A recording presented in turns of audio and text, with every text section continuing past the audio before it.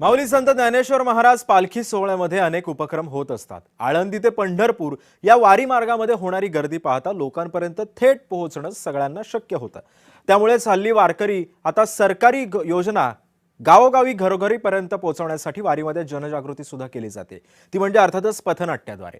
सरकारी योजनांची माहिती देणाऱ्या अशाच एका पथनाट्याच्या ग्रुपसोबत चर्चा केली आहे आमचे प्रतिनिधी प्रशांत सागवेकरांनी। जय रे विठ्ठल। मी आता वारी मार्गामध्ये आहे। लोणंद ते तरडगाव असा आज माऊलींच्या पालखीचा हा प्रवास आहे आणि आज तरडगावला माऊलींची पालखी विसावाला आहे, मुक्कामाला आहे। या संपूर्ण वारी मार्गामध्ये अनेक उपक्रम चालतात, जसं की शासनाचे उपक्रम देखील या वारीमध्ये चालतात। त्याचा थेट उद्देश असतो लोकांपर्यंत थेट पोहोचता येतं। ज्या गोष्टी जाहिरातींच्या माध्यमातून फार कमी प्रमाणामध्ये पोहोचू शकतात, वारीच्या माध्यमातून या थेट पोहोचतात, कारण लाखोंचा समाज या वारीमध्ये प्रवास करत असतो। आता माझ्यासोबत एक पथनाट्याचे ही सगळी मंडळी आहेत आणि ते सुद्धा जनजागृती करण्याचा प्रयत्न करत आहेत। स्वागत आहे तुमचं सगळ्यांचं जय महाराष्ट्रमध्ये। माहिती सांगा, कोणत्या विभागाच्या वतीनं तुम्ही हे पथनाट्य सादर करताय आणि त्याचा उद्देश काय? रामकृष्ण हरी।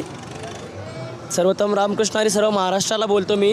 रामकृष्ण हरी तुम्हाला सुद्धा बोलतो। आम्ही सर्वजण ज्येष्ठ सन्मान वारी यातर्फे करतोय। महाराष्ट्राचे सरकारी जे नियम आहेत किंवा जे योजना आहेत त्या सर्व वृद्धांजवळ, जे माझे माऊली आहेत त्याजवळ पोहोचण्याचा आम्ही प्रयत्न करत आहोत। हे सर्व सरकारचे आहेत आणि याचा लाभ सर्वांनी घ्या। जय महाराष्ट्र। कोणकोणत्या योजना आहेत ज्या तुम्ही या माध्यमातून पोहोचवताय? सांगू इच्छितो की पहिले वयोश्री योजना आहेत। वयोश्री योजनेमध्ये आपल्याला सर्वत्र तर व्हीलचेअर वगैरे वगैरे जे साधारण जे आहेत, चष्मा, श्रवण मशीन, काठी, वॉकर, व्हीलचेअर अशा प्रकारच्या साधनं मिळतात। दुसरी आहे जी ज्येष्ठ दर्शन वारी, म्हणजे ज्येष्ठ दर्शन तीर्थयात्रा आहे। असं तीर्थयात्रा आहे, तर तीर्थयात्रेमध्ये जे तीर्थांचे दर्शन होतात ते सरकारद्वारे होतात। त्याला पण वेगळा फॉर्म आहे, तो पण भरू शकता आपण।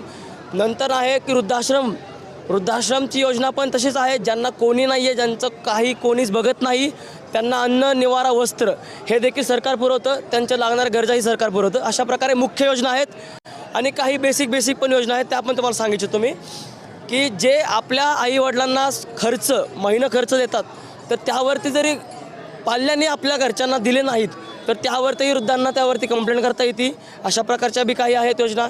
जरी घरामध्ये वाद होतील, जर आपल्या घरच्यांना टाळ असेल घरचे, तरी त्यावरती योजना आहेत।